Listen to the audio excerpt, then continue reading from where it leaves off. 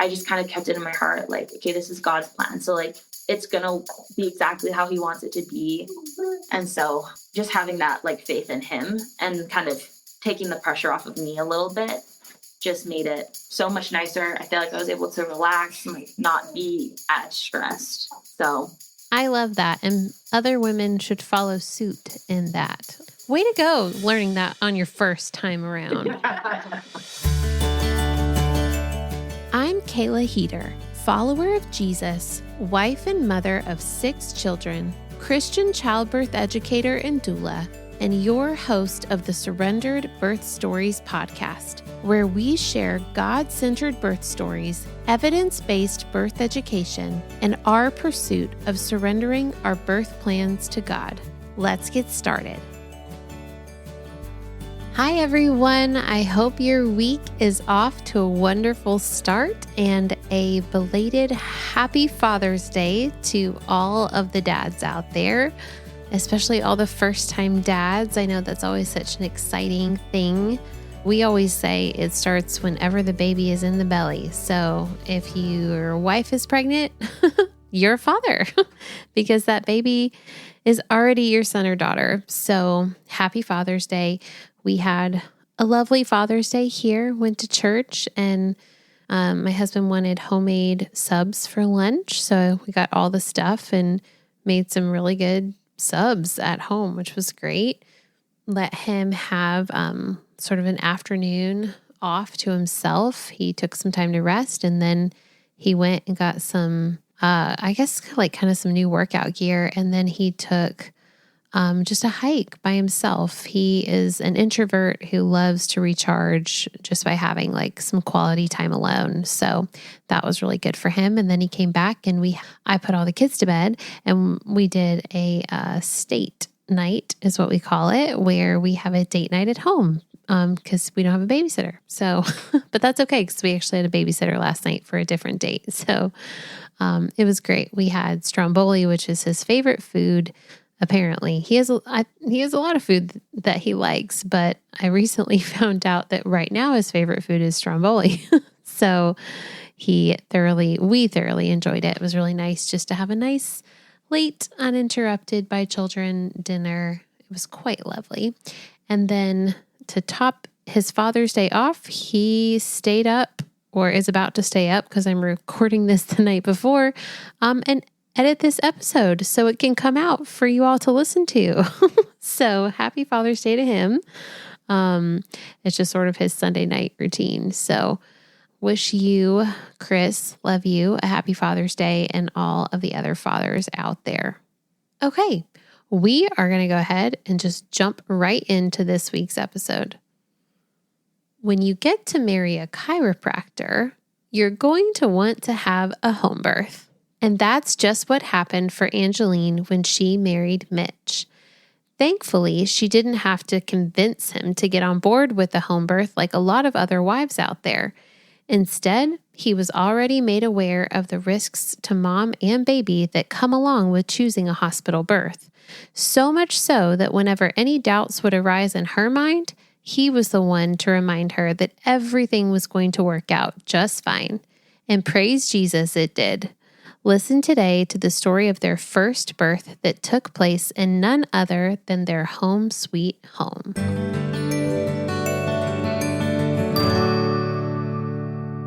Welcome to another episode of Surrendered Birth Stories. I am your host, Kayla Heater, and I have Angeline and Mitch with me today, and Henry. Actually, their little 7, almost 8-month-old Henry is here too.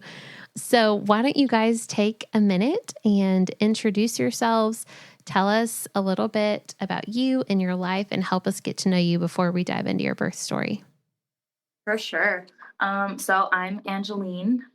We live in Utah right now, in Saratoga Springs, but I'm actually from Canada originally, and my husband is from Vernal, Utah. Oh, it's in Utah. Okay. Yeah, it's like on the very edge. It's almost in Colorado. Many people don't know where it is, but it's like dinosaur land of Utah. But yeah, I'm 25 years old. I'm a lover of crafts, hiking, reading, all of the kind of artsy things. And I get to be a stay-at-home mom right now, which is a huge blessing. Hi, and I'm Mitch, best and laner. So I'm obviously Angeline's wife. Wait, no, husband. Or husband, yeah. So I'm a chiropractor out here in Saratoga Springs. I met Angeline in Vernal, Utah, a couple of years ago when she was visiting family, while she was down from Canada. How did you meet? Was she like dropping in for an adjustment or like? No.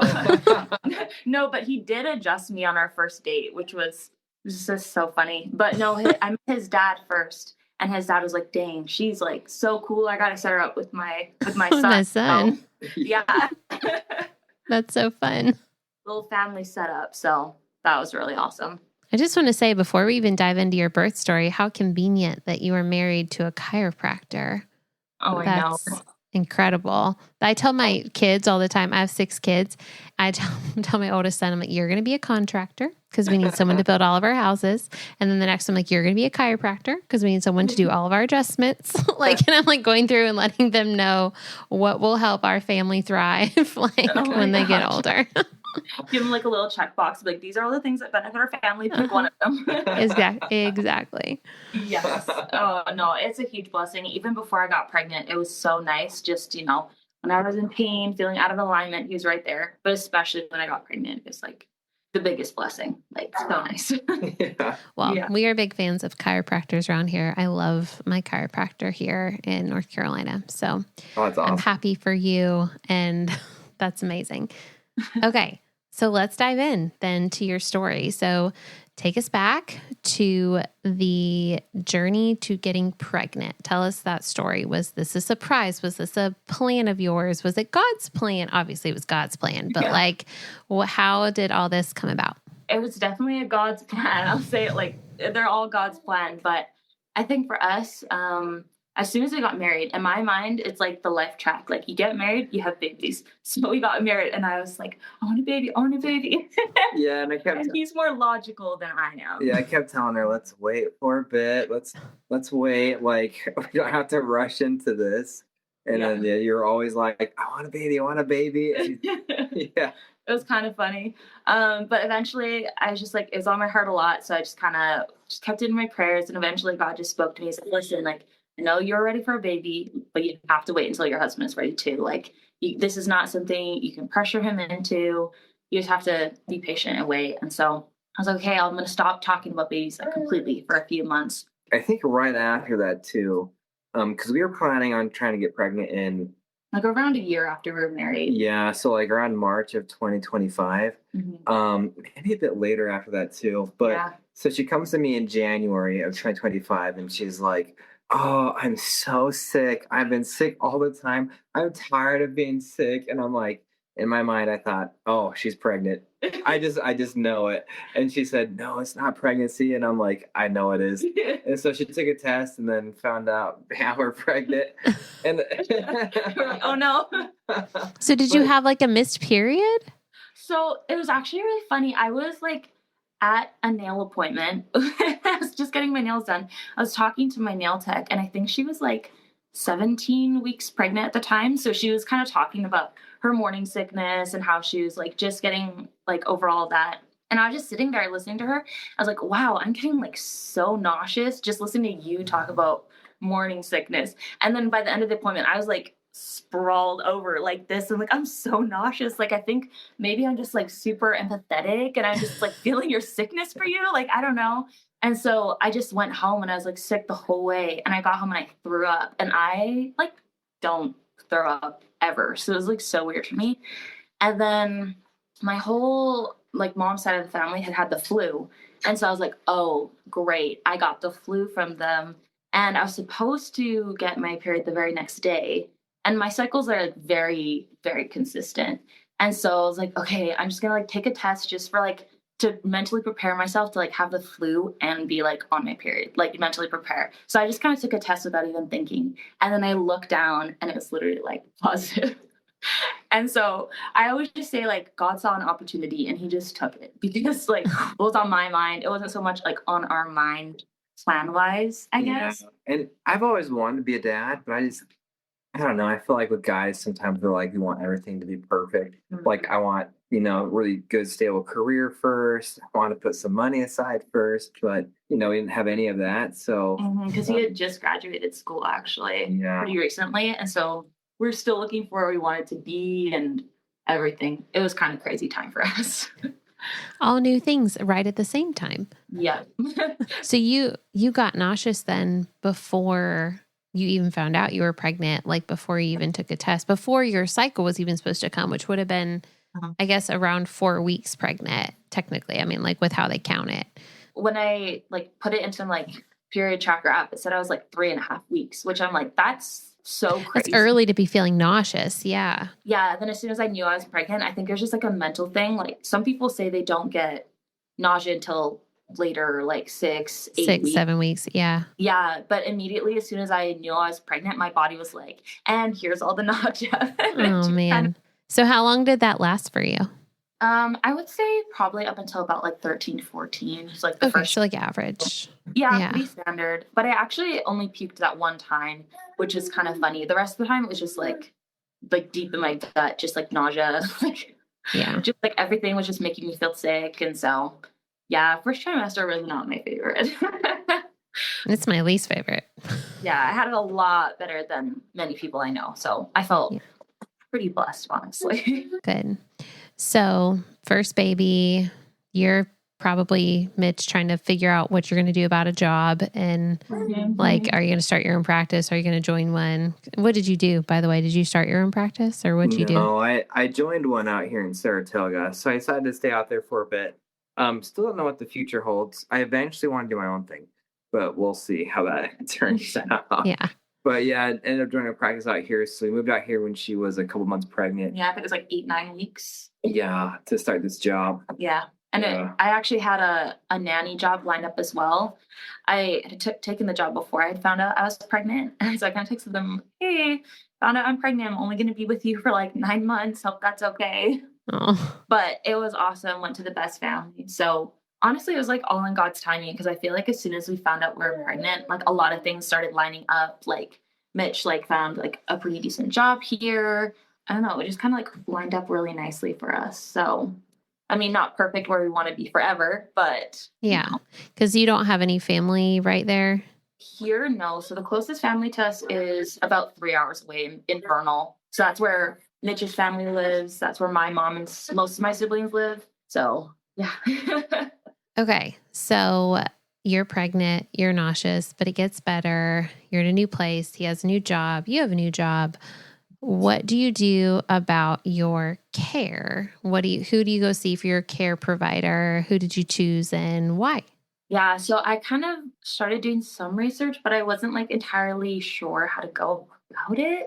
Yeah. And so me just being the young 25-year-old that I am, I just went on Instagram and started looking at like all of the different pages for midwifery around me. Because we should talk about what we want to do before that because we had a plan. Yeah. And so in chiropractic school, we talked about, the hospital system and just all the things they do there that aren't really great for the health of the baby. And so we had talked about before we even got married about going and doing a more of a natural birth because that's what we both wanted to do. And you wanted to do it too. Yeah. Right? Which was really cool. Yeah. Like, I don't know how we got to that point of like both wanting to do like a natural home birth.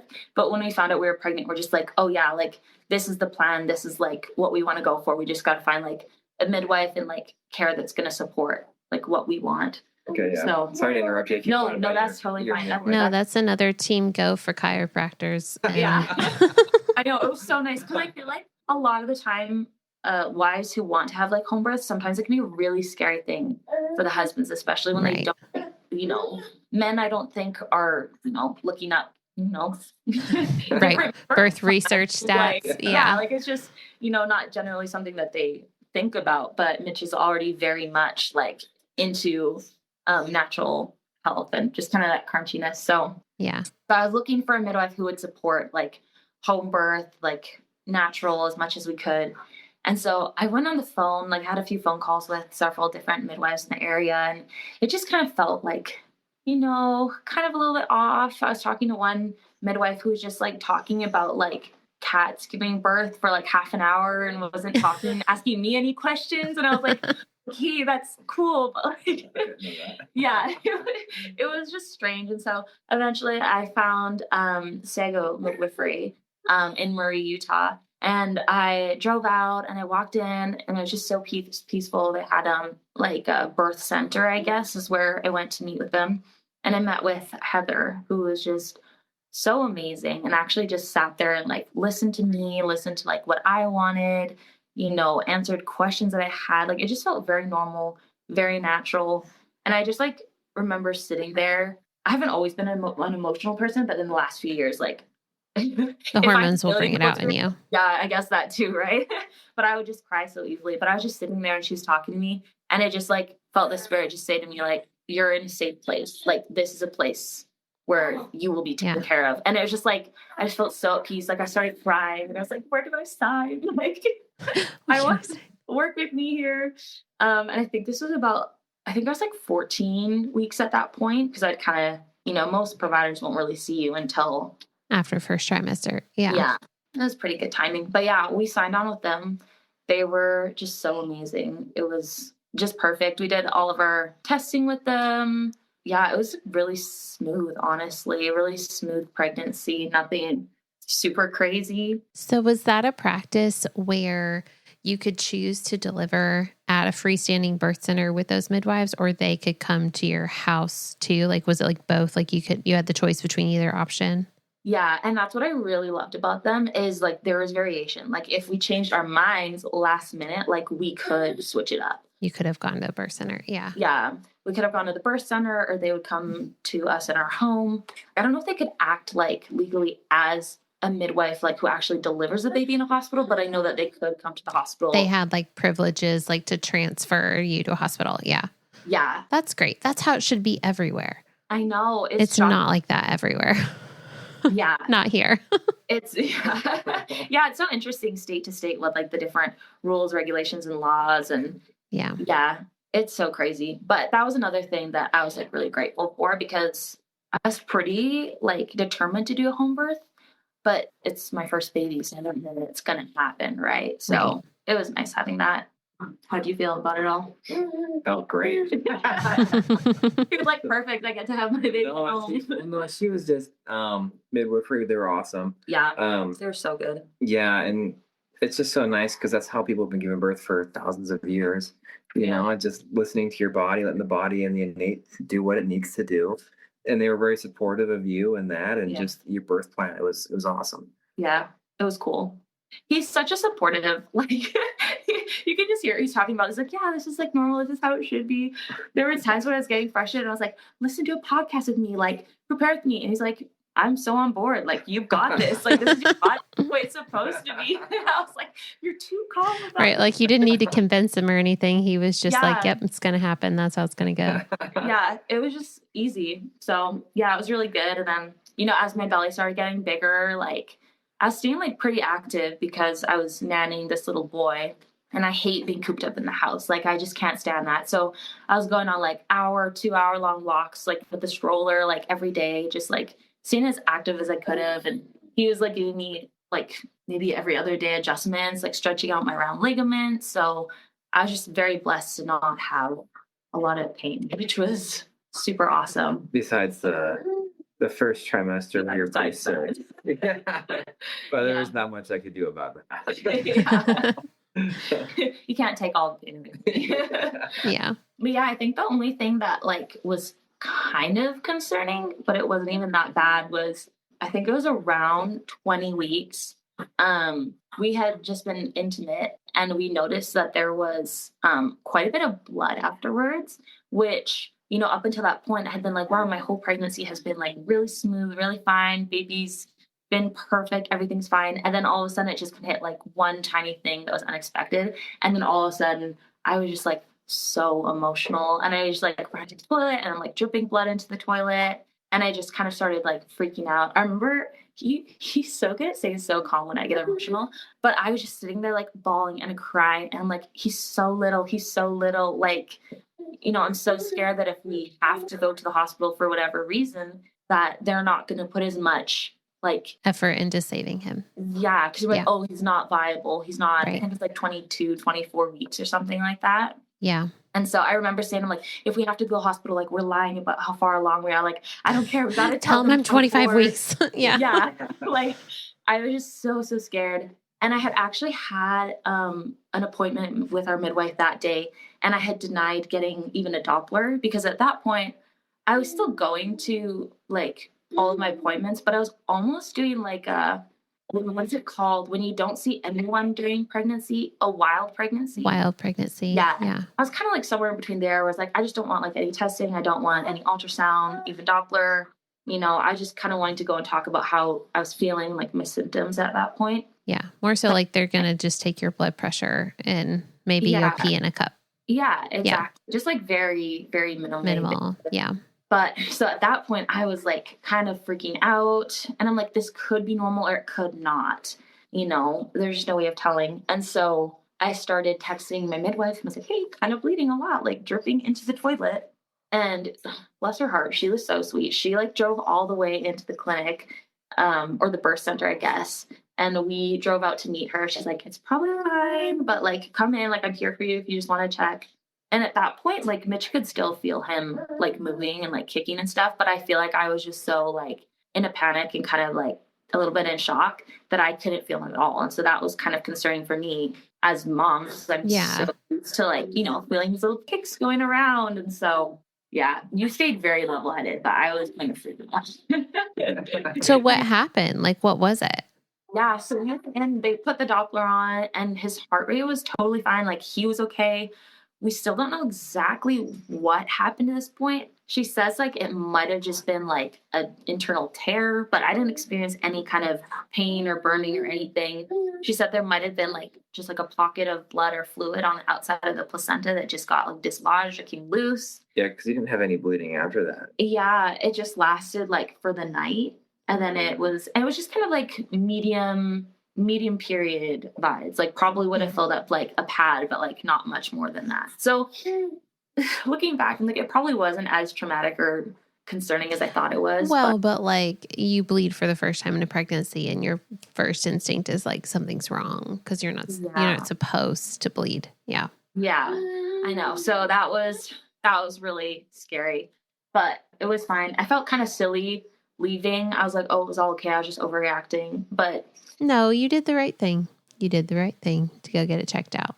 So that's good. Yeah, it all went great. And then, yeah, the rest of the pregnancy was honestly really just your typical pregnancy. Like nothing really crazy happened. I don't think, did it? Not that I can think of after that. Yeah, I just kept getting bigger and bigger. Just like most pregnancies. Is it ever gonna stop? Well, I think like the reason like all of this was kind of stressful, like I had been wanting a baby, but we weren't necessarily like actually logically planning on like getting pregnant and having a baby. But I just felt like so much faith that it was God's plan for us, because before I had even gotten pregnant, I was in that period where I wasn't really talking to Mitch about like babies at all, kind of giving him space with that. And I started having like dreams. I think I had like 2 or 3 dreams where we were just like in a white room with a white bed, and there was like a little hazel-eyed baby on our bed, and his name was Henry. And so I just kind of happened a few times, and I didn't talk to Mitch about it. But then finally I was like, yeah, I just like gotta say something. So I went up to him like, hey, no pressure. I just want you to know, I think we have a little baby boy who wants to come. And whenever we're ready, like he's ready to come. So it was kind of funny when we did the whole like gender reveal. Like we just did like the little cake with just the 2 of us kind of thing. But we were so positive that it was a boy that it was kind of pointless. Anticlimactic. Yeah. We're like, oh, look, it's exactly what God told us it was. But yeah, so I guess throughout like pregnancy with like all the nausea or like that time when I was bleeding, like I just kind of kept it in my heart, like, okay, this is God's plan. So like, it's going to be exactly how he wants it to be. And so just having that like faith in him and kind of taking the pressure off of me a little bit just made it so much nicer. I feel like I was able to relax and like not be as stressed. So I love that. And other women should follow suit in that. Like, hand it over to the Lord. This is God's plan, not my plan. Here are the reins. Here are my burdens, my cares, my concerns, Lord. Here they are. And then you can relax and you can just breathe and enjoy your pregnancy instead of like being tightly gripped about it. So way to go learning that on your first time around. I know. Let's see if we can keep it up with all the other ones where I'm like, so I know exactly what's going to happen with this birth because I did it before. She teaches me a lot. It's so funny. Like as soon as you get pregnant, your whole social media starts like blowing up with like, okay, now do these stretches, but also these stretches, but don't do this too much, but do this a lot. And just, like you get so overwhelmed with like this whole span of information. And so I also feel like just having that faith and trust in God, I just kind of went through, be like, okay, if there's something that you need me to do, like place it before me, help me recognize it. But if it's not important, help me to just kind of let it go because there's just so much information out there. And so I kind of used him to help me filter out what I should do and what I shouldn't do, which was also just super, super helpful. Yeah, it can be overwhelming. I'm actually getting ready to record like a topical solo episode about that. The over information, the like all of the apps and all of the like things that Amazon suggests that you need to buy for your baby and all of the social media accounts that say if you don't have this, you know what I mean? Like I think I'm going to call it taking it back to Laura Ingalls days. Laura Ingalls Wilder days. Where like we had none of that and everything turned out fine. So I know, it's so true. I definitely did get kind of bombarded with all of that. I was like, okay, and I need a peanut ball and like just a regular yoga ball, and I need to like start practicing with like a birthing comb. And I was like going on Amazon, like hitting these lists of everything that I needed. I was like, wait a minute. Women used to literally just have like maybe a wet cloth on their forehead and like their midwife, and they were just like, and they pull out a drawer to stick their baby in, like and that's it. Look, makeshift crib. Like, yep, here you go. Yeah, and so everyone was asking me, they're like, oh, like, how's your registry? Do you have everything you need? And everyone's like, oh, it's so expensive having a baby. And I was like, give me like diapers, some sleepers. Don't even really need a crib. We like co-slept with him for the first while. Like, you actually don't need that much, and everything you do need, the Lord will provide. It's so true. I actually teach that in my class. Like in our last class, we have like a newborn segment where we talk about newborn care. And that's like a part that I go over. I'm like, guys, you do not need everything that everyone tells you that you need. And the things that you actually need, you can usually find on Facebook Marketplace for super cheap. So, oh my gosh. I attest to that. I'm a Facebook Marketplace girl. Yes, me too. I refuse to buy anything full price. Like, yes, me too. I'm the same way. First, I'll see if anyone has one they're getting rid of. Yes. Does anyone have a free one? Okay. No one has a free one. Okay. Then we'll go to Facebook Marketplace and say, in search. And then I'm a haggler. My husband, I refuse to buy anything for the price it's listed for. I'm going to get even a better deal. I do. I get an even better deal. And I'll go super low ball them. And then, you know, to see how low they're willing to bring it. And then sometimes I do the pretend walk away and I'm like, well, no, thank you. And then they're like, okay, you can. And I'm like, okay, thank you. Oh my gosh. No, it's so true. I found it so much easier too. If you message them and you're like, hey, I can come literally tonight. I can come right now and bring cash. Take this much. Yeah, exactly. And then people like, it's been sitting on people's like in their sales for so long that they just want to get rid of it most of the time. It's true. So yeah, that's how I got actually a bunch of my stuff. Like even our little baby changing table, I got it for free on Marketplace. I had to drive like an hour, but I'm like, it's free. And I'm also on the other side of Facebook Marketplace. I am the person giving things away for free. So I don't even make the drive to go to Goodwill. I just take a picture of it and I put it on my curb and I put it on Facebook, like a local group that says like free, basically. Yeah. It's called Buy Nothing Greensboro. And it's a free group. Like everything on there is free. And I put it on there and then I don't even have to go to Goodwill. Somebody shows up usually in 15 minutes.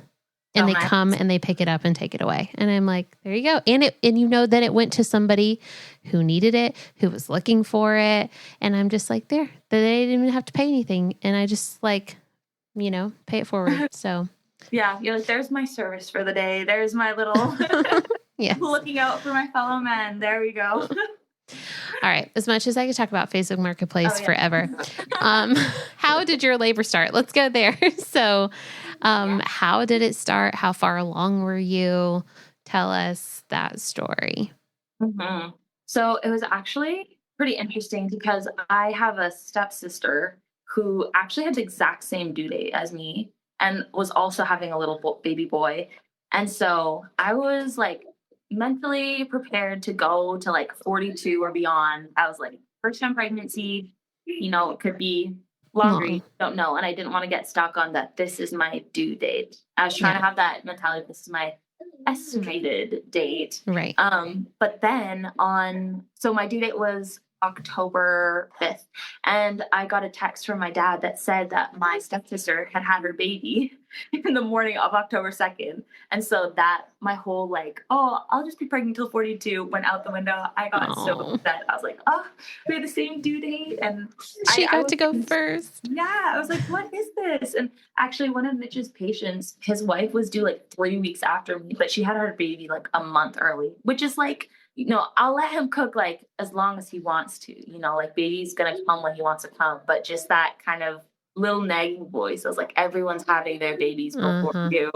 It's a mental obstacle to get through. Yeah. So frustrating. So she had her baby October 2nd at around like 8:00 in the morning. And that was Mitch's day off work. And so we decided to go to the temple together, like in our branch of Christianity, the Church of Jesus Christ of Latter-day Saints. We have temples that we go, and you can take like elevators up if you want to. And I was like, no, like I'm doing the stairs. I'm going to climb the stairs and put myself in a labor.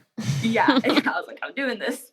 So we just started like going up all the stairs, and it was really cool because it was like the first time where I actually like sat down. And chiropractic care helps so much, but there's always still that kind of like, like aching or tugging, like you're just big, and like no matter how much care you have, like your body is just going to feel it. Yeah. So, but it was the first time where I just kind of like sat down with God. I was like, hey, I'm stressed about all these people having their babies before me, even though I'm literally only like, you're not even due yet. Yeah. Like I'm not even due. So I just kind of gave that over, like released it over to him, just spent time in prayer. And so it was just really cool. It was the first time where my body just felt completely relaxed, and I felt like no pain. I just kind of let go of all the physical, all the mental, all the spiritual.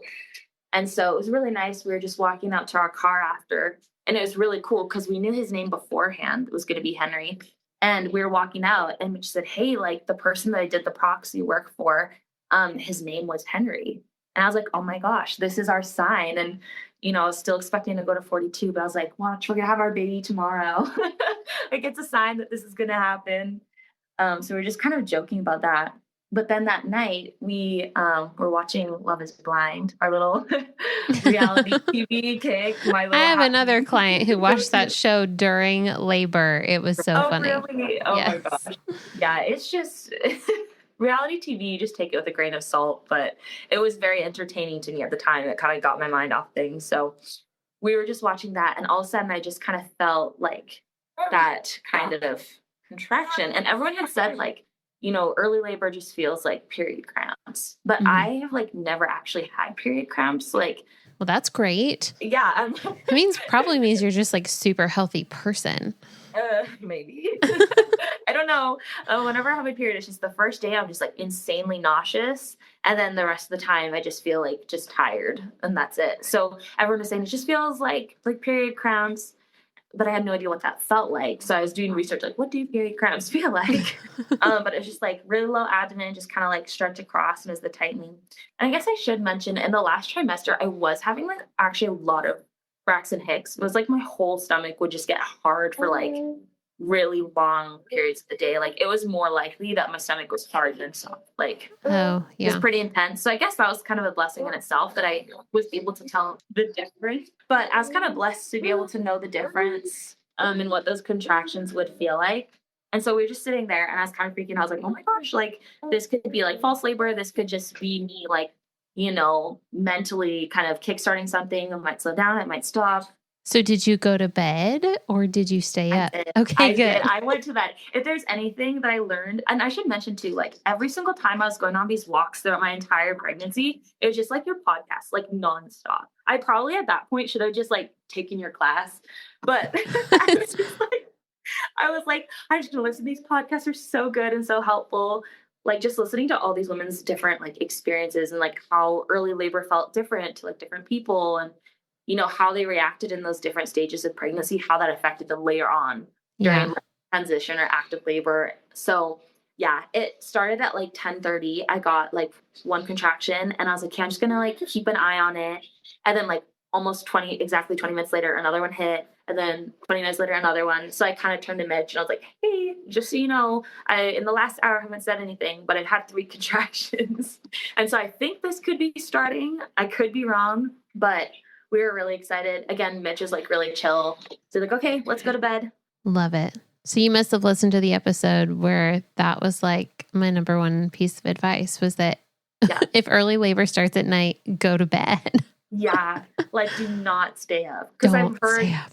Yeah, like don't try to start doing like all the like breathing and like different positions or like, just go to sleep. And like I know myself too, just as a regular person, like if I don't get sleep, I'm not a happy person. My husband waking me up from a nap that I'm not finished is not a happy not a good feeling.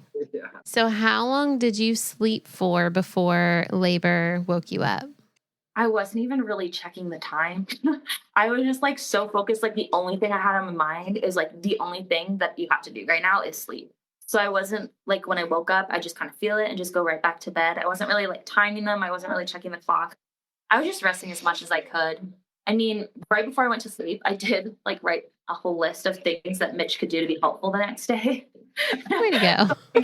I was like, okay, so we have laundry that hasn't been folded and there's dishes in the sink. Like, we're going to have people coming to our house. And so, So get it together while I go to bed. Yes. Yeah. Like, here's something for you to do.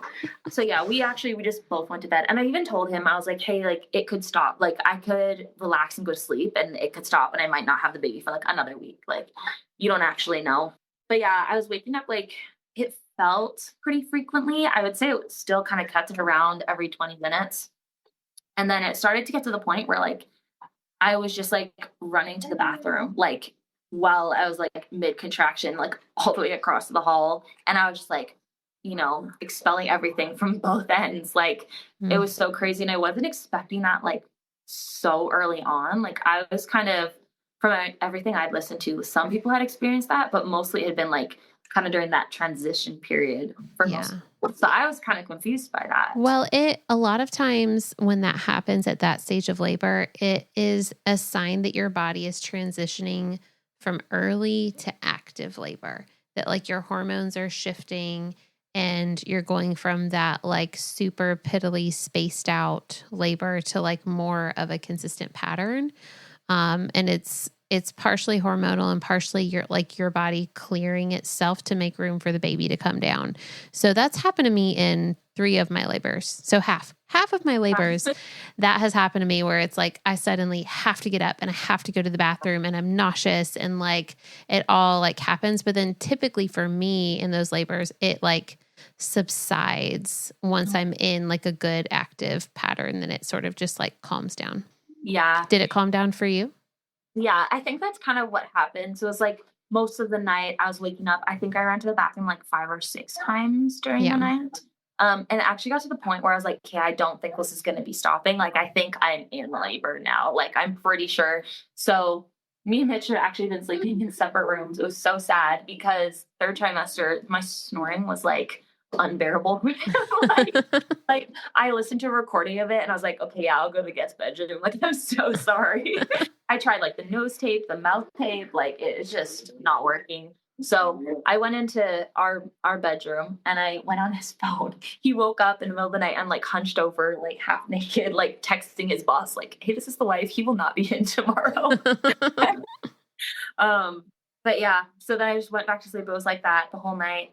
And then it started getting more intense, I think around like 9 o'clock in the morning. I think I started texting my doula and I was like, hey, like this has been going on. Like it's pretty intense. Like I wonder where I'm at in labor now. Cause like, this is already kind of hard. Like this does not feel nice at all.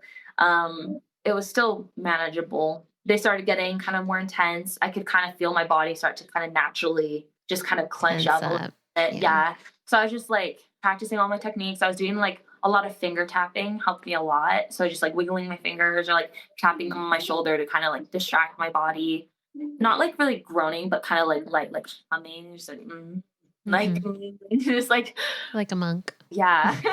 And my doula was actually getting kind of confused because, well, not confused, but she's like, hey, on this app that we have, like the mobile midwife app, you've timed a few of your contractions and it's saying they're like 3 minutes apart. Like, are those pretty accurate? Are they not? And at that point, it was so hard for me to tell because I was so dehydrated from like throwing up and going to the bathroom all night that my body just like couldn't fully relax and stop contracting. Yeah. So I kind of constantly felt like I was just in a contraction, which was kind of intense, but.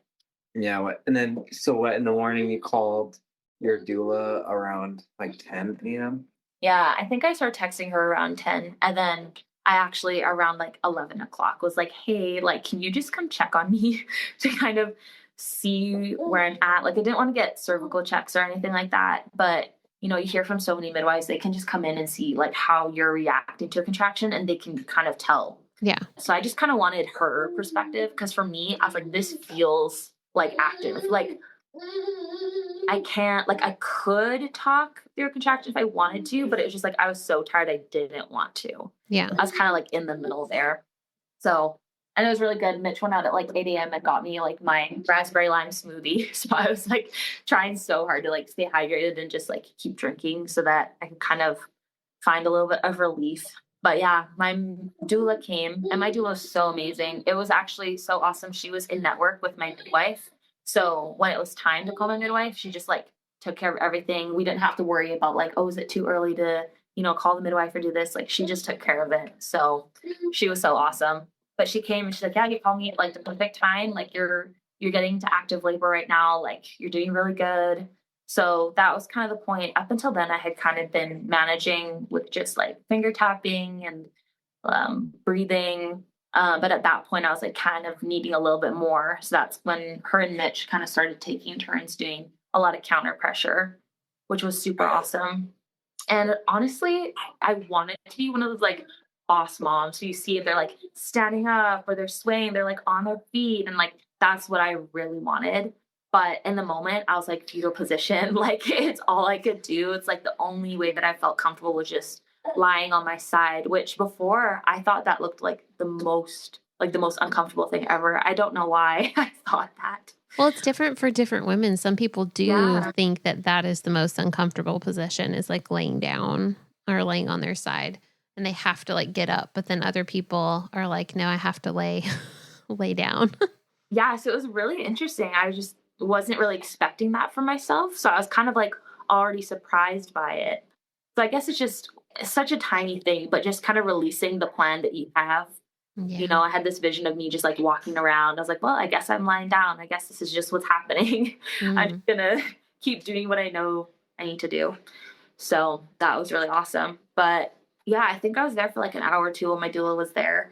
And then eventually we moved to the bed in the master bedroom because that's when we had kind of all ready. So I got there. I just kept laboring on the same side for quite a while. And then I think my water, it actually broke, like gushed, which was another thing I wasn't expecting. I was kind of expecting like slow drip, but no, it felt like a boba had like popped inside me. I was like I was not expecting, like I'm pretty sure it just gushed out. And I turned to my doula, Isabel's like, it felt like a boba popping. And it was just gushed everywhere. And I think my midwife got there probably like an hour after my water broke, I think, but I don't remember. Honestly, at this point, it gets kind of fuzzy for me. Yeah, I think she got there about an hour after water broke. Yeah. And then pretty much put you into the pool pretty quick right after that point. Yeah, which was so nice because up until then, I didn't feel like I could relax in between contractions. And then as soon as I got in the pool, I was like... yeah, like it's so nice. It was like a natural... barrier almost. Well, it just helped you relax a bit more, you know? Yeah. Natural... epidural. Epidural, yeah. Yeah. Natural epidural. We don't even need to know that word. But yeah, it was really nice. And so it was kind of funny because I was in like active labor, but I was in the pool. And so all of a sudden I felt more myself. I feel like, don't you feel like I kind of came out of? Oh yeah, you were able to relax a little bit, and then I was like telling jokes, like yeah, you were able to just kind of relax a bit more in the pool. yeah. But you weren't in the pool that long. You were probably in the pool for like an hour and a half. Anyways, yeah, so you started giving some really big pushes in the pool. Okay, so what time is this now? Like 3:30 maybe? Ish. I like wrote it down. My midwife is so awesome. So originally we met with Heather, was my midwife, and Nicole. And so I kind of went in between them, but Nicole actually ended up being the one at my birth. And she's so awesome. She actually sent me like all my birth notes. I have the times and everything. Because I was like, I don't remember. Right. You weren't keeping track exactly. Yeah. So my water broke around 2:00. And then Nicole came around 2:40 and I was transitioning. And then we went to the pool around 3. And then 10 minutes after I got in the pool. So I was kind of afraid that when I got in the pool that it would like really slow things down. Yeah. That. And like, that's what my mom was saying too, because when she was giving birth to me, she had gotten well, and she got so relaxed that she actually fell asleep and like completely stopped labor. And so she's like, if you're anything like me, this is what's going to happen to you. But no, we got in the pool, and then the fetal ejection reflex kicked in like 10 minutes after I got in the water. So that like and you just started pushing. Yeah. And so I think my greatest fear with labor was I really didn't want to tear, which I know is such like a, there's so many things that like could happen, but I was like, I really don't want to tear. Like, I just want to stay as intact as I can. So I was doing all my research on how to like prevent tearing. So for the first point when I was feeling that reflux, I was just kind of not like bearing down into it. I was just kind of like letting it happen and like just kind of trying to breathe through it. Out. Yeah. Just like breathing. That was the point where like I could feel myself wanting to like start to kind of raise my voice a little bit, kind of go into those higher tones. But Mitch was really good around me. Okay, like low tones, just like moan. And so they were definitely getting more intense. And I was just kind of more at this point, definitely sounding like a cow. Yes. Just like really bearing down into it, just trying to, I forget where I heard it. I think it might have been, I read Ina May's Guide to Childbirth. Yeah. Yep. It's just the best. I feel like it's the one that like all natural birth care providers kind of put you It's the one I recommend. Yeah, it's just so good. But they have like this whole chapter where they just talk about sphincters. Mm-hmm. And so the whole time whenever I went high, I was like, nope, open your sphincters, go low. Mm-hmm. And like the only thing I was thinking of was just like go low, just relax. So I was just kind of feeling the reflux, just kind of mentally feeling it out, preparing myself for it. And then at that point, I was in the pool still on my side, actually, because it was still the only thing that was comfortable. And then I really started to feel like I was ready to actually bear down, push like a little bit more. And that was actually right after my midwife kind of had to nudge me a little bit. She's like, you might want to like try changing positions, which had been scary for me because I had just been on my side the entire time. So the idea of even changing positions at all, even though that's what I wanted the whole time I was preparing for labor, it was just like in that moment so scary for me. Yeah. But we did it. We got there. I had like Mitch on one side, and then I was like, okay, I'm moving. So I got to more upright position. I started doing side lunges in the pool. So I think I spent like about like 10 minutes on each side. I think I pushed maybe once or twice on each side. And then I eventually ended up like on my knees with my elbows on the side of the tub, which is how I wanted to birth my baby anyways. I think the thing about the sideline that I didn't like was I saw some birth videos where the baby was actually born when they were on their side. And I didn't feel like that. I was like, I want to be upright. Like I want my baby to feel like he's coming like down into the world. So I was really glad to get onto my knees. And I guess at that point he had descended. He was like right there. And my midwife, she was so sweet. She's like, his head is there. Like, do you want to feel? And before, again, just releasing those little like expectations you have for your birth. Like I was so ready to, feel him, like, do my own little checks. I wanted to catch my baby. But in that moment, I was just kind of like, no, I'm just dealing with what's in front of me. I remember turning to my midwife and like, I don't want to catch him anymore. You got this. Like, I don't want to feel him. It wasn't fear, but I almost felt like if I touched his head, that it would almost make me panic a little bit. Cause I'd be like, okay, like he needs to come, like he's right here. So I know that's not how it was for everyone, but in my mind, it was just kind of, I just didn't feel like it was right for me in the moment. Yeah. But Mitch was so funny. He's like, I'll feel. And he just, none of this bothers him, which like, I feel so blessed that God gave me a husband that is just so like, I think it's cool. yeah. It's like, I think it's cool too. open. Yeah. So they had like a mirror in the pool and they were kind of watching and Mitch kind of went down and like, I guess you can say like, what did that feel like when you saw him like coming out and you were feeling his head? Yeah, you could see the crown of his head and I just felt it. It looked kind of interesting, but no, you're gonna hate me if I say whatever you want. Well, it just kind of looks like dolphins giving birth or like whales giving birth. So it was like in the water. Yeah. Shimmering water. Yeah. Well, yeah, you see like some of the fluid come out, and I don't know. It's gross, but it's also like beautiful. It's beautiful because it's like this is literally birth happening right here, and yeah, it's cool. But yeah, he was all into it. Like he was like feeling and looking, and so that was really cool.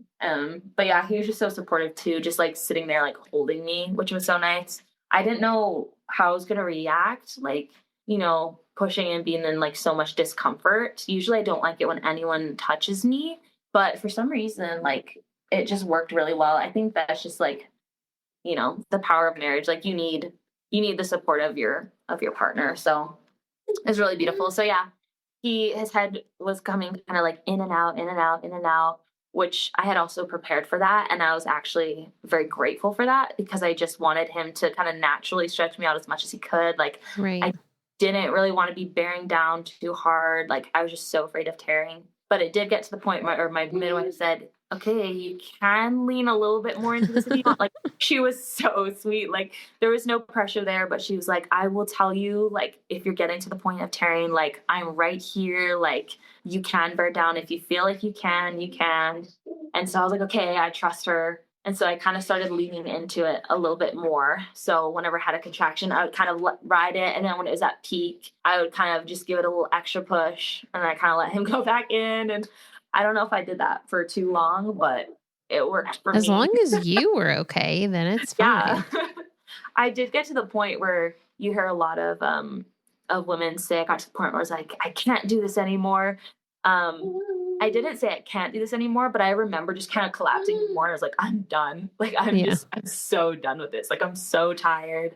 And then, we just kept pushing. And then his head was born, which was so awesome. I was like, okay, his head is finally fully out.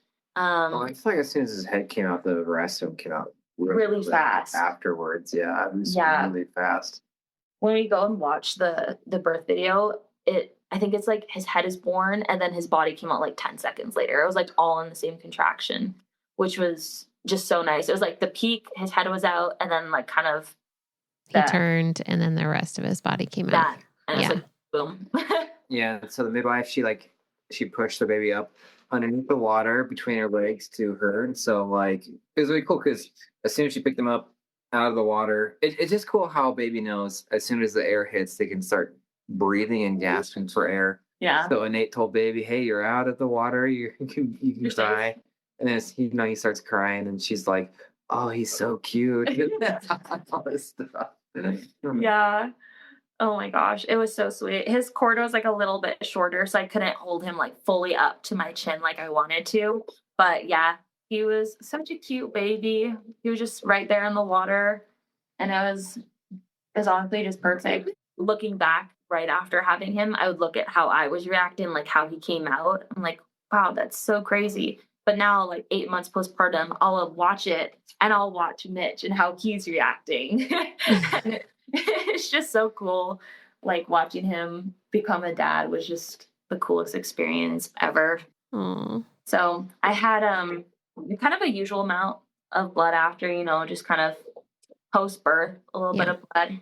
And then I was sitting in the pool probably like 10 minutes after he was born. I was still in the water and I felt like a huge like gush. And I was kind of expecting that I might bleed a little bit more than the normal person. Just because me and my mom and my sister are all very genetically similar. And they both actually straight up hemorrhaged like pretty bad with their first births.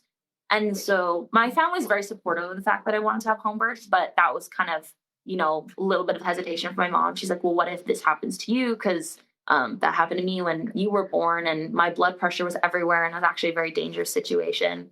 I mean, she was in a hospital, so I'm Yeah. like, was it really as bad? Like, did she just bleed a little bit, or was it actually like a life-threatening hemorrhage? Like, I don't know. I Yeah. don't know if I trust the doctors. Anyways, but yeah, so I had this big cloud, and I turned to my midwife and I said, "Well, either my placenta came out really fast, or I just hemorrhaged." And she's like, "Okay, like you bled a little bit, you're fine. We'll just move you to the bed." And blood in the water looks way more intense because Yeah, it spreads so quickly. It just looks like a lot more blood than what's actually there. the osmosis. It was just like it was like Red. this like cloud of Yes. red. But I'm actually surprised I was able to like keep my calm in the moment. I think it was just the natural like, oh, I have my baby, and I was just like on cloud nine. I was like, nothing's wrong. Yeah. Like he's just the cutest little guy. Um, so we moved to the bed, and I was just holding my baby. I did get a shot of pitocin in my leg just to kind of help because With the it wasn't. bleeding. Yeah, they weren't like super concerned about it, but they did say, it's a little bit more than we'd want, not enough that we'd have to go to the hospital, but like let's keep an eye on this right now. Yeah. So was that before your placenta came out then? Yeah. Yeah. So they moved me to the bed. I was holding baby, got the shot, and they were doing fondle massages, which everyone, maybe it's just like social media, but everyone on social media is like, oh my gosh, it's the worst thing that ever happened. It's worse than like giving birth to the baby themselves. But I Well, don't even remember you had a home birth fundal massage. A hospital fundal massage is not the same. A hospital fundal massage is aggressive. It is like you feel like you're being attacked and violated. But like a home birth fundal massage is like, I'm just trying to see if your uterus is contracting and firming up and getting lower, and I'm trying not to hurt you as much as I possibly can. So Yeah. two different things. Same term, but two different experiences. Yeah, I was like, this isn't bad at all. But yeah, so they were just doing that, just kind of holding tension on the cord, not pulling it, but just kind of seeing where it was at. That was really nice. They also gave me like I forget the name of it. They gave me some kind of herb drink as well, to kind of help with the bleeding. Mm-hmm. I think it's like apple cider vinegar, like cayenne pepper, and like juice or something like that. Get honey in it too, or something. Yeah, I'm not exactly sure what it was, but But you trust your midwife, so you took it. yeah, I was like, I trust you. She was just so awesome. I was like, I trust you fully. So, and then I think my placenta came like half an hour after he was born. So, Within a normal range. Yeah. yeah, pretty normal. It was fully intact. So there's no issues with that. And then actually, I did pretty good for not tearing. I only had like a slight first degree. They said you don't even need stitches. You don't even really need glue. You don't really need anything. But we can do glue if you want. And I think just for my mental, like, just fix it up, just like the mental of being fixed. I was like, yeah, just throw some glue on there. Just so I can like process that. Yeah. So yeah, I don't tear. The only thing that was really bad that I did feel when I went to the bathroom after was, I don't know if I pushed too long or too hard, but I had really bad hemorrhoids afterwards. Yeah, Which was just, yeah. Yeah, that can come with the territory of pushing. Yes. So that was kind of not my favorite thing. That was probably the worst part of my postpartum, was just figuring out how to like breastfeed my baby and what positions I could lie in to actually help relieve some of that pain and pressure. But yeah, they took me to use the restroom probably like an hour afterwards. And I was just kind of sitting on the toilet, and I can kind of be a faint person just in general. When I was younger, I suffered from a lot of like IBS, and I would like pass out during episodes and things like that. Mm-hmm. So I could kind of feel some fainting coming on. So I just turned to my midwife. I'm like, okay, we might want to go to the floor. Like, I'm about to faint. I was just like very used to it. Yeah. So they just brought me to the floor. I just remember eating. I think they brought some food over to me. I was just like lying on the floor in the bathroom. Yeah. That can happen to a lot of women the first time that they get up after birth and go to the bathroom. It's common. Yeah. We actually tell everyone to just like look up and don't look down, because if you look down, you'll go down. So like look up the whole time and keep talking to us, and we hold on to them too. Yeah. Because that can happen. I mean, you lose a lot of blood, you get faint, you've been, working, your body's been working and you haven't been replenished yet. So it's common to feel dizzy afterwards. Yeah. So I'm like surprised that I was even able to get out of the birth pool to the bed when they wanted to do the fundal massage. Like, I feel like I would have fainted at that point. Well, it may not have hit you yet. So it was definitely very interesting. So I had a little like meal on the floor and then I just kind of crawled back to the bed. And it was actually really cool because Henry had only been, I think, born for like 40 minutes. And Mitch started doing like some like light adjustments on him. Adjustments, yeah. Yeah. Way to go. Super cool. I was actually looking at the notes. Mitch always says, he's like, I'll never understand what it's like to breastfeed a child. He's like, that's such a special bond. But if you look at the birth notes, you got to adjust him before I even got to breastfeed him. So you kind of have that that special little bonding moment there, which is super cool, actually. Yeah. Yeah. Yeah, it's cool. Yeah. And breastfeeding for him was actually really easy. I feel like I did so much research into, labor and like how to actually handle and move through that I didn't really do a lot of research on breastfeeding. I mean, but it worked out for me, I guess. Yeah. He just latched on right away and off he went, which was just another huge blessing. Yeah. That's awesome. That's so great. And kind of like we were saying before with Facebook Marketplace stuff, it's sort of like all the education, especially around breastfeeding. You didn't used to have to research breastfeeding because you were surrounded by it all the time. Like your mothers, your aunts, your grandmothers, sisters, cousins, whatever, you saw it constantly and it was just part of life. And then when like formula came on the scene and people got away from nursing and nursing was kind of like more like shunned, that's a private thing, then you never saw anybody do it anymore. And then it was like, now we have these generations of women who have no idea how to nurse their babies, and you have to like go through and reteach and all the things. So hopefully that's shifting a little bit now. Like I feel like the pendulum swung so far over here that now it's like swinging back this way where, people are super like, make this normal again. And so, yeah. Yeah. I definitely can feel the pendulum moving for sure. I was super blessed to grow up in a huge family. My mom is one of 7 kids. And so I would see my aunts like breastfeeding all the time. It's actually kind of funny because it got to the point where my sister actually had a baby 3 months ago. And so we're just sitting there like breastfeeding together. Like we don't really care. And I was kind of looking at us. I was like, oh, like my anatomy looks more like my Aunt Rebecca's. And she's like, oh, my anatomy looks more like Mom's. And we're just like comparing our anatomy and like how our babies were latching. And so I think that's one of the reasons that I wasn't so concerned about breastfeeding is it wasn't like this scary thing. Like because you were familiar with all it. My aunts. Yeah. And like no one cares. I've seen all my aunts just whip it out like baby needs to eat. Like it's not a crazy thing. It's a beautiful thing. So yeah. I think that's kind of part of the reason why it was a little bit easier. Yeah. But also it just kind of helped that he didn't have like any like physical ties or anything. Yeah. My sister's babies tend to have ties. And so breastfeeding is, she's such a champion. She like pushes through. I know for a lot of moms, they kind of are like, I just can't do this anymore. And they resort to like bottle feeding or other things and like to each their own, like as long as your baby is eating, like that's the most important thing. But my sister's so awesome. She's just like, nope, we're doing this. And she's just got through like all of the latching issues and all of that, which is just so amazing. It also helps that your husband is a chiropractor and can adjust your baby, which will also help with latching and all the things. That's true. No, it's so true. It's the biggest blessing. Postpartum, I'd just be lying in bed, or even just today when we were at church, I would just lean over and be like, hey, can you just adjust my fingers? Like they're feeling kind of crampy, or like wrist, like mom wrist from holding your baby. Oh, yeah. If I just go like this, he kind of knows and he's just like, okay. That's so great. Most husbands will like give their wife like foot massages. When I ask for foot massage, I get my toes cracked. That sounds great. I would love that. It's the best. Yeah, it's awesome. It's my favorite thing. But yeah, like other than like hemorrhoids, I think those are kind of an issue for like honestly like 6 months, and I think they just kind of stopped being an issue for me. If I'm being honest, like I probably should have done like a little bit more postpartum care. Just taking more stool softeners, more fiber in my diet. I probably should have just been more on top of that. And it would have gone away faster, but yeah, I'm getting over it now and it's okay. Yeah.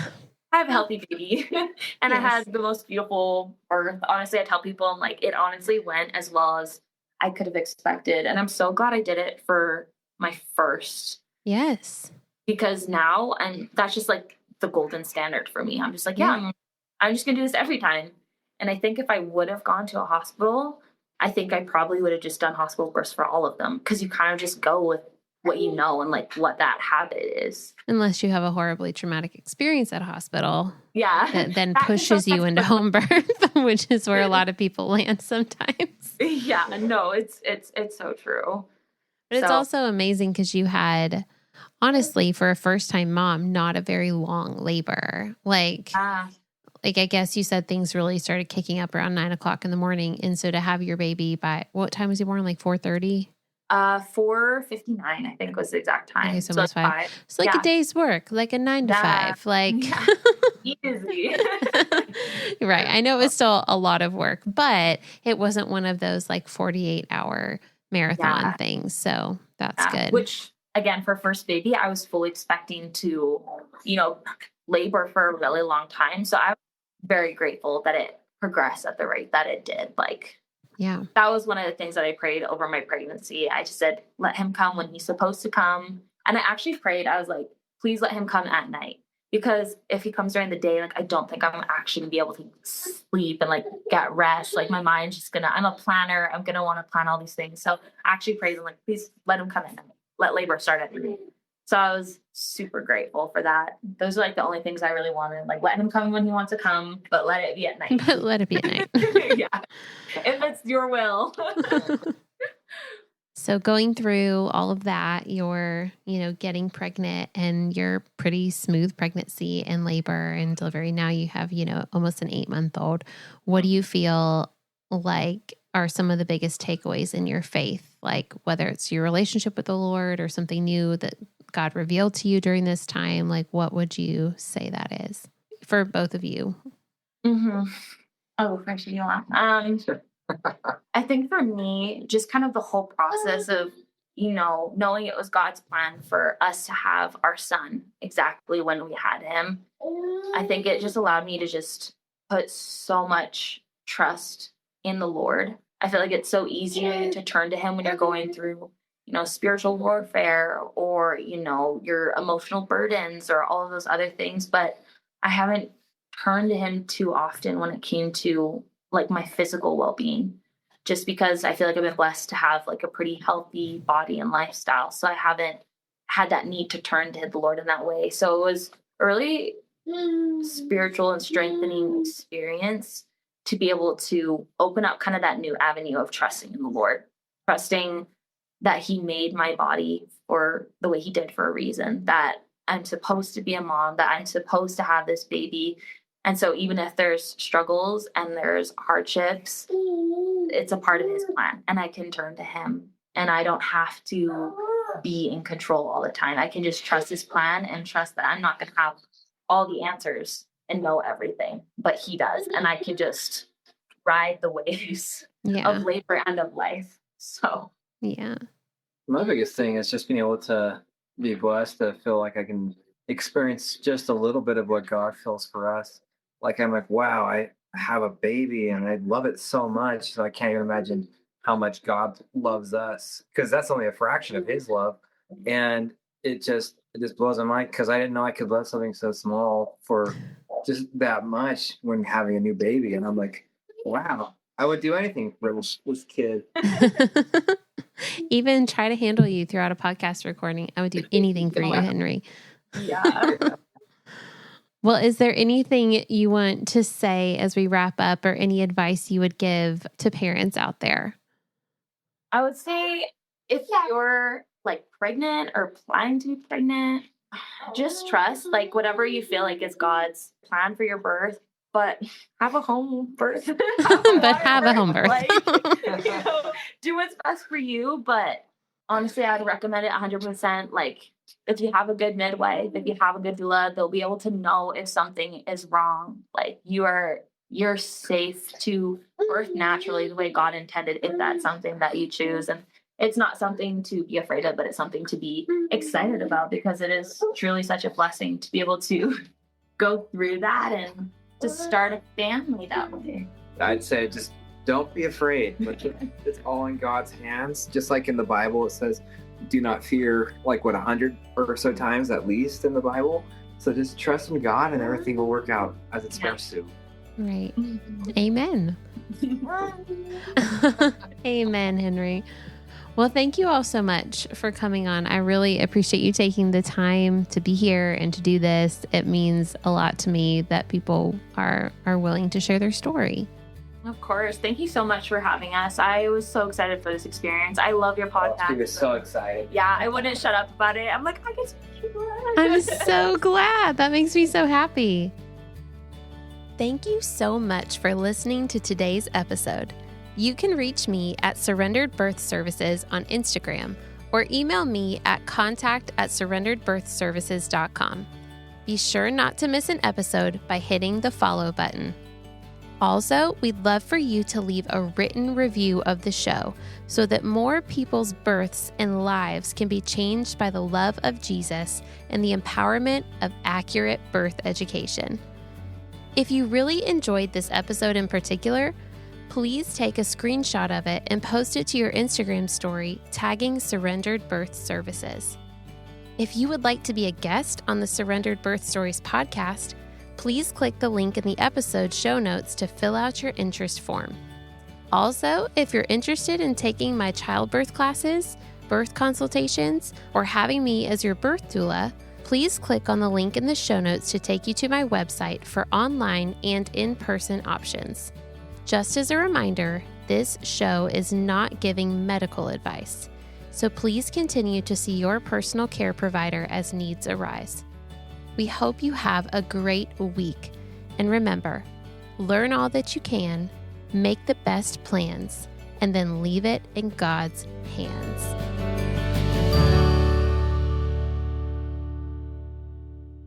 Husband, what's your name? I don't know what your name is. No, I'm Mitch.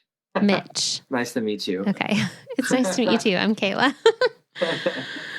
Okay. I just want to say that for the intro because one time I was introing a husband and wife duo and I forgot to ask what his name was. And then I was like, wait a second. I don't know. I don't know that husband's name. Okay. This is just husband. Yes. This is Angeline and her husband. Don't know.